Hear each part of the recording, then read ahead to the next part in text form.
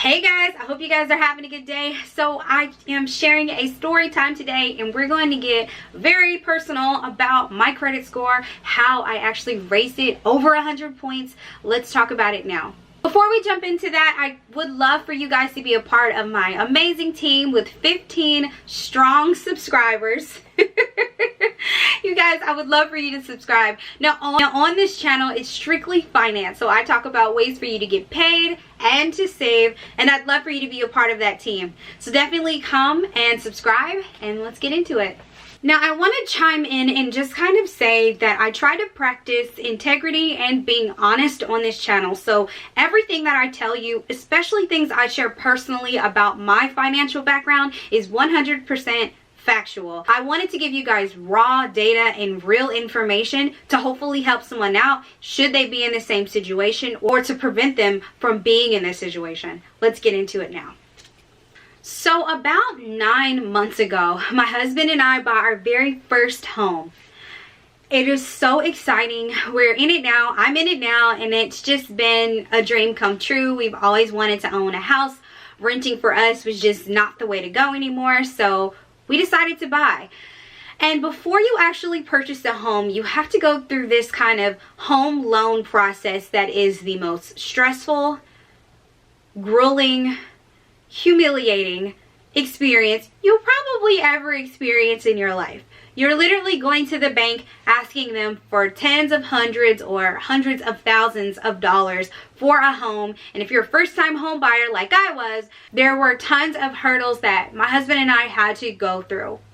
But I'm just sharing my personal credit score. This has nothing to do with his personal credit score. This was my story, so I'm sharing it with you guys. So the first thing I did is I pulled a copy of my credit score. I did a soft pull on Equifax. I knew that the bank was going to be checking this, and I wanted to get in front of it because I wanted to see it. Now, this was something I probably should have done earlier. I think I waited until about 3 months before we were serious about buying, before I started to really drill down on my credit. And that was just because I only had one credit card. I always paid my bills on time, so I figured there was nothing on there. I didn't have any medical bills or anything crazy like that, so I wasn't too worried about it. I figured my score was probably an 800, if not better, because like I said, didn't have much on there at all. I paid my bills on time. I figured I was good. Now, before I get into that, I do want to post the actual credit score range. So it does actually go from 300, which is extremely low, to about 850, which is considered the perfect score. I don't know anyone that has a 300 credit score, but I also want to talk about how credit is calculated. It's 35% of your payment history. It's 30% of the amount owed, 15% of the length of history, 10% of the types of credit used, and then another 10% of new credit. So when they look at your payment history, they're looking at payments that you made in the past. They want to make sure you've been making them on time, in full. They also look at the amount owed or your credit utilization. So how much are you actually using on your credit card? Are you always maxing them out? Credit history is another big one. So how long have your accounts been open? Did you just open these accounts a year ago?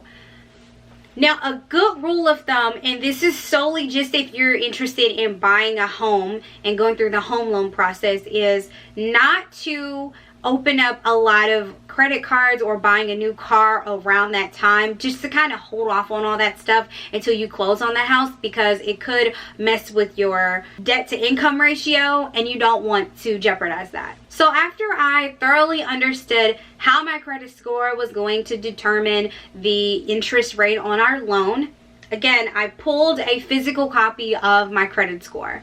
And at the time, I just had one credit card. I didn't have any derogatory remarks. I didn't have any medical bills, no outstanding anything like that, no evictions. Nothing like that was on my credit report. However, when I pulled my credit report, it showed me that my credit score was about 630, which is pretty bad in my opinion.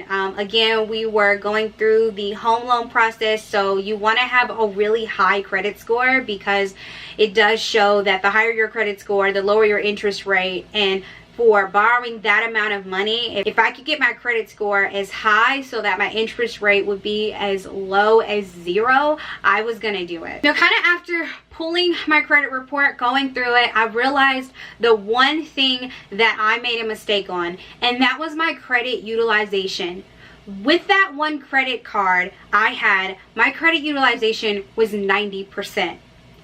Now, I'm going into detail, and again, you guys know I'm practicing transparency on this channel. So I do have one credit card. It is with Capital One, and it has a credit limit of $1,000.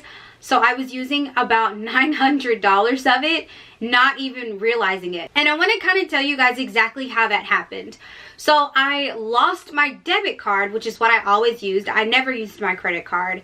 So I lost my debit card one weekend that I was going out of town. And I thought, oh, well, I have my credit card. I never use it. I have, I don't know, like $900 available. I'm not going to use $900 this weekend when I'm out of town. So I'll just use my credit card, wait for the bank to mail my debit card, and I'll be fine. So I thought.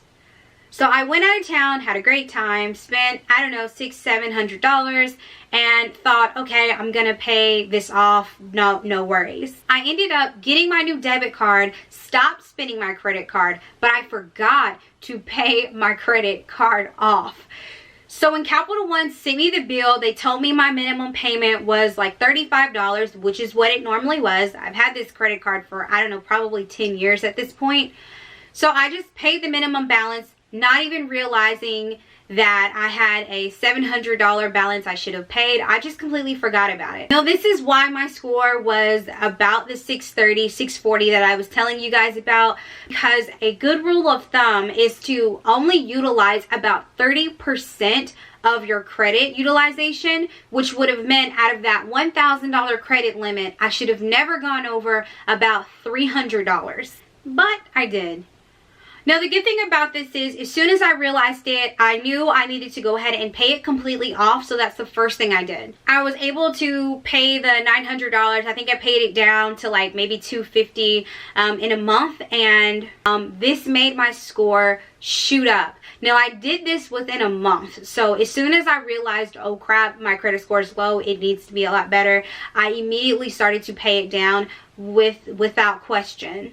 Now, I want to talk about some lessons learned. First, I definitely would suggest, if you are going through the home loan process or you're thinking about buying a home, even 6 months from now, go ahead and pull your credit report right now and start working on it. I mean, I got really lucky. I could have had disputes on there. I could have had things that were wrong or inaccurate on there, and it would have taken me, sometimes it takes months to dispute charges, to go back and forth with the credit bureau, and then sometimes it takes a while for them to update your credit score.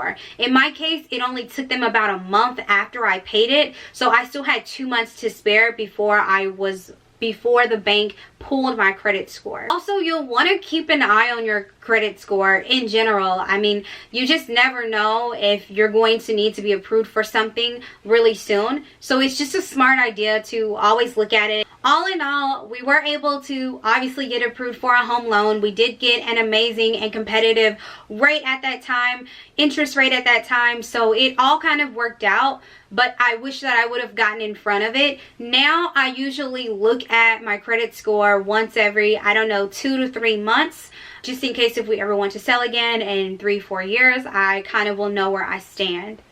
Now, I hope you guys enjoyed this video. I enjoy kind of just talking to you guys about different stories with my life financially. Again, if you are new to this channel, I am a financial and a new small YouTuber here on this lovely platform. I would love for you to be a part of my team, my strong team of 15 subscribers. It's funny, but it's not. We're small, but we're mighty, right? We're small, but we're mighty. We've got this. Definitely subscribe. Give me a thumbs up. I would love to get some feedback, whether it be constructive criticism or anything like that, because I love doing this and I love doing these videos to try to help someone out there. I hope you guys have a great day. We will talk again very soon. Thanks again. You guys have a good one.